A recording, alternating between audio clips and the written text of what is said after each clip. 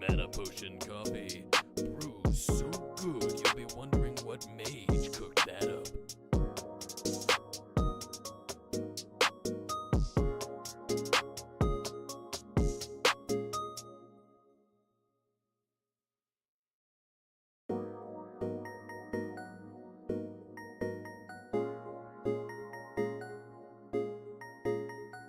Welcome to 103.5 Wizard Radio, where we only cast the meanest of spells.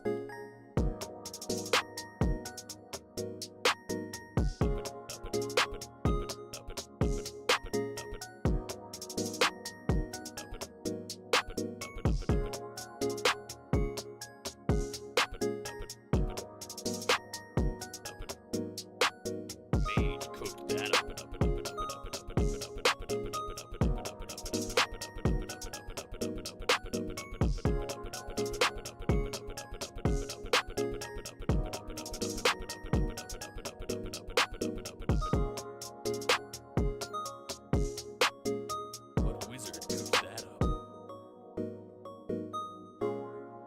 Welcome to 103.5 Wizard Radio, where we only cast the meanest of spells.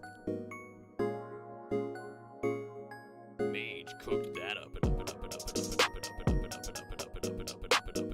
Where we only cast the meanest of spells.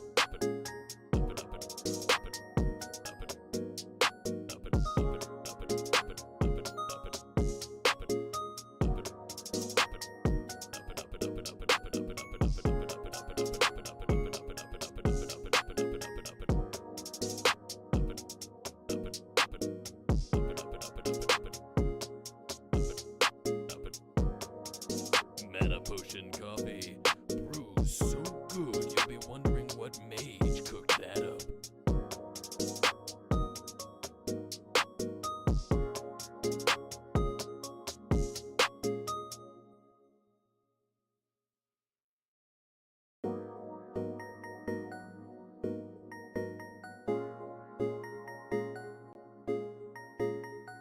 Welcome to 103.5 Wizard Radio, where we only cast the meanest of spells.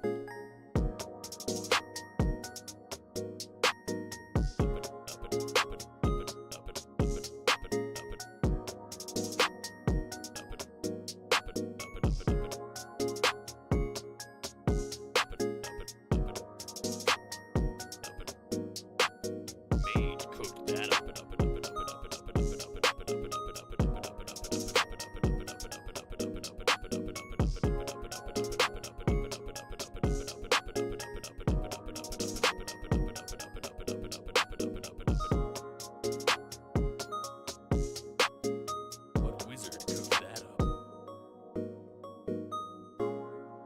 Welcome to 103.5 Wizard Radio, where we only cast the meanest of spells. Mage cooked that up. Where we only cast the meanest of spells.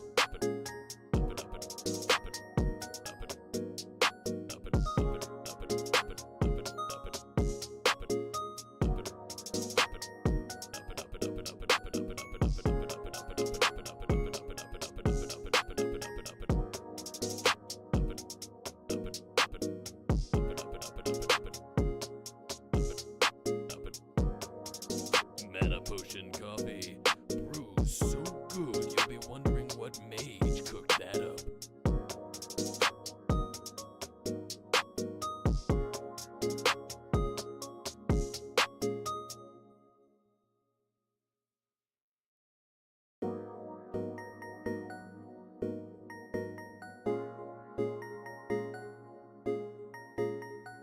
Welcome to 103.5 Wizard Radio, where we only cast the meanest of spells.